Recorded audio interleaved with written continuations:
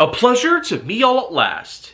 And for today, here on Films I'm Willing to Talk About Again, I'm going to be starting pretty much what you might expect. I have, in fact, after all, been practically a super fan of the long-running Pixar film series, Toy Story. Today's where I'm going to talk about the first one in particular. And then with the next two episodes, I'm going to go ahead and talk a bit about the other two episodes worth of films. Toy Story 2 and Toy Story 3 are pretty much just sequels. But it's best that we get the first one down because I am just so ecstatic by how groundbreaking this one pretty much handled. Back in 1995, all the way up to today, here in 2022. 27 years later, I could sure tell you that a lot of people who were born in 95 sure do have themselves quite a standard for adulthood here in 2022. But I myself, being born just a little while after that time period, sure do have lots of things to worry about. Being that I'm a bit younger than most of them, it's a bit of a different story. But this movie is probably not only one of the best things that have ever been put together in terms of motion pictures. It certainly does hold up on its own for being pretty much the best piece of cinematic entertainment and innovation, as this was at the time the first ever breakthrough of computer-generated images entirely. This one, after all, serves as the first major example, and what was at the time the only major example, of a full-length feature film comprised of nothing more than computer-generated images.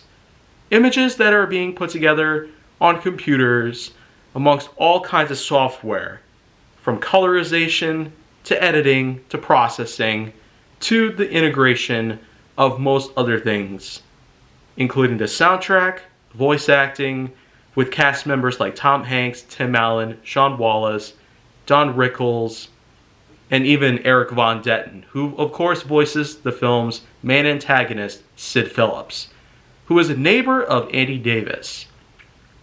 In this movie, it takes place with the plot that involves Andy Davis's birthday party, in which he's invited a lot of friends and has some family over as well. And the kids do bring a lot of presents over. And the toys up in Andy's room realize that this could mean at some point in time, because Andy's growing up, that there's a good chance he might try to get rid of them someday. And they could be replaced with something different. The toys have constantly lived in fear for this exact sort of scenario. But Sheriff Woody, the leader of the gang, tries to tell them that it's all good and nothing like that should ever happen. However, when they least expect it, a new guest arrives in Andy's bedroom. A hot toy known as Buzz Lightyear, the Space Ranger of Star Command. And it's pretty much worth knowing, that after the success of Toy Story 2, there actually was an animated series. But you know what? I'm pretty much just trying not to get sidetracked here. I'll probably talk a bit more about that in greater detail tomorrow with Toy Story 2's review. But for the rest of this episode, the rest of the plot is pretty much just the combination of Woody and Buzz trying to get along as they have some disagreements, and they have a lot of differences, being that they are two different kinds of action figures. One is a sheriff, and one is a space ranger. Both of these are completely different people who try their best to stick together no matter what they possibly can. Woody is threatened with a lot of things after supposedly knocking Buzz out of the windowsill, which possibly causes Buzz's life to be endangered. That is what the rest of the gang thought at the time, but when Buddy goes out to Pizza Planet and inevitably encounters Buzz, as Buzz was able to hitch a ride onto the back of Andy's van, and when they stop for gas at the Dinoco station, they end up crossing paths again. And this leads to a full-on battle between the two, which ends up getting them left behind by mistake. Andy is on the way to Pizza Planet without them. And then, of course, there just so happens to be a lot of amazing things that happen here. From the moments that a large Peterbilt tanker truck enters the gas station, the usage of the horn sound effects here were quite well put together. It really gave you the feel, the spine-chilling sort of horror that wouldn't necessarily come into play. Giant-sized trucks themselves are normally rather intimidating by all means when most people would get to see them. But in this case, they certainly gave us an incredible sort of worm's eye viewpoint of a truck entering the station. And it was a double tanker truck, a very rare example. And of course, you really got to know about the fact that Woody gets so close to getting squashed by the tire. That alone was unbelievable. Like, the whole scene entirely at the Dynaco station was pretty much enough to get to a point where they could start to use this in the Cars trilogy, which would happen over a decade later. But eventually, Woody and Buzz would end up leaving Pizza Planet itself. They hitched a ride onto a delivery truck which took them over to that famous restaurant, which was space-themed. It caused Buzz to realize that he thought it was his own sort of spaceport that he could use to get back to Star Command, which inevitably leads him over to a claw machine, filled up with little green men. An alien species that is also well known in the Star Command universe. But they end up both getting captured by Sid Phillips after he manages to grab them both out of the machine on only one try. And then, of course, well, the whole entire thing afterwards is just horror scene after cliche, after a few references to most other pieces of media here and there, and then, of course, with the continued usage of Buzz's inept and somewhat adventurous dialogue. It really makes you wonder, is Buzz really trying to be more like a space ranger, like what he's claimed to be all along, or is he actually a toy? But eventually that question pretty much answers itself, which does help a lot of ways. Because eventually what happens is that Buzz Lightyear eventually goes into another room in the house after being chased around by Sid's dog, Scud. And then, of course, a commercial pops up. This kind of commercial did in fact show the truth about Buzz all along. He's not a flying toy, like what he's claimed to be. And what he tried to pull off in Andy's bedroom was a whole different story. But in this case, this is where the big plot twist in Buzz's character buildup actually takes place. It causes him to realize that the whole time he was actually wrong. And as such, well, you really got to put together a lot of imagination to give a character so much build-up that they actually believe that they are who they claim to be. But then eventually reveal the truth out to them in front of their own face. So Buzz Lightyear tries to fly.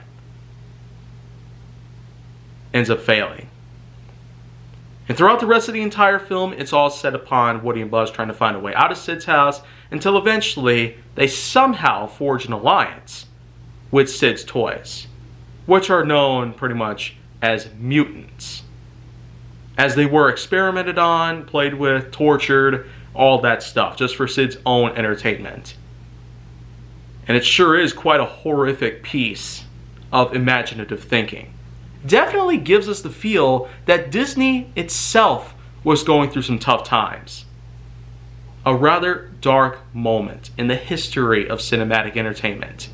And American cinema sure has progressed to a point where it actually felt more than just dark. It felt more cliche, it felt a bit more edgy at times. But hey, the 90s were like that, on all accounts. But this is pretty much where the best part of the film possibly takes place. After Buzz eventually gets taken outside by Sid one morning, after having a rocket strapped to his back with the intention of having it blown up, Sid does in fact end up locking the door behind. Woody ends up finding the mutants, forging a plan to escape the house and get to the backyard to try and rescue Buzz before it's too late. Then you really gotta know the fact at hand. From the time that Sid Phillips tries to start down the countdown to Woody eventually going so far as to traumatize the living crap out of Sid himself by revealing that he's alive. Now, as dark of a turn that could possibly be, that probably is some premium grade nightmare fuel and entire possibilities of all sorts. But hey, you know what? It sure is quite a clever way to defeat your worst enemy. So, that sure was quite a twist. One that was rather obvious from the get-go, but of course the human characters did not realize this. Even Andy somehow to this day doesn't know that. But in any case, the whole rest of the film is sure as action-packed, exciting, and a little bit suspenseful at times, if you will. Woody and Buzz successfully managed to escape Sid's house after slipping through the fence just in time to see Andy's van pull out from the driveway of their house as they were attempting to move to another place to live. So of course, the whole rest of the film is practically self-explanatory. They get to a point where they hitch a ride onto the moving van itself. Scud apparently finds them again and goes after them for some time, before being trapped in a four-way intersection. And it's probably the best moment of the whole film entirely. The moment where Buzz and RC, an RC car that's just called RC, they literally slip through the intersection without getting crushed by thousands of pounds of moving steel. If that's not a crazy thing to put together in a kid's film, then I don't really know what is. It is probably the best part of the whole film entirely, because how on earth do those two not get completely squashed? Same thing with Scud, man. I know Scud is pretty much just the ancillary antagonist to Sid Phillips, but again, a dog going out on the streets chasing after an RC car, it's actually not a very uncommon thing. I mean, I myself have had encounters like this before. I've certainly attracted a lot of dogs who thought that they were just moving toys that they could play with. So, that's just pretty much what I see out of that. Eventually though, Woody, Buzz, and RC end up catching up to the van itself and try to simply reunite with all of their friends. But the whole thing is not easy, and it gets to a point where it gets so difficult that they're practically just stranded out there in the middle of the road. Eventually, one last idea pops into Woody's head. He could simply use the match that he was given by Sid to light the rocket on the back of Buzz to help them propel up to the van and successfully reunite with their friends again. But that of course did not work.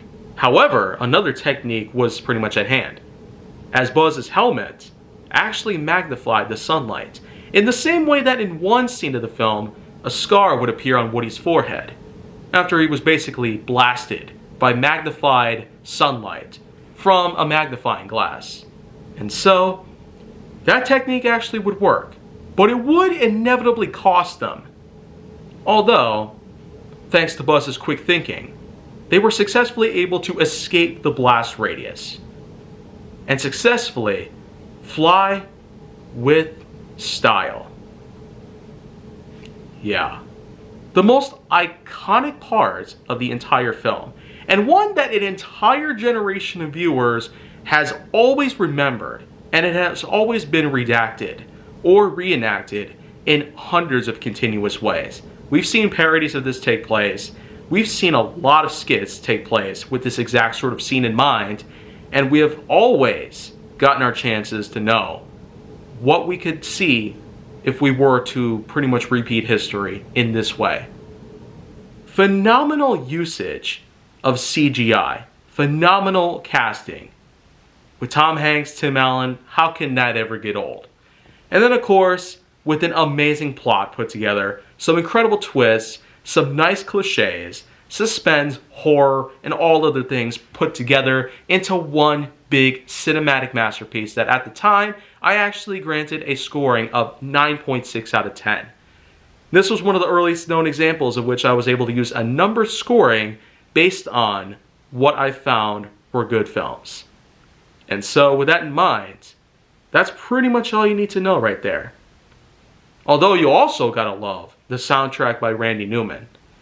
He's both a singer, songwriter, and a composer.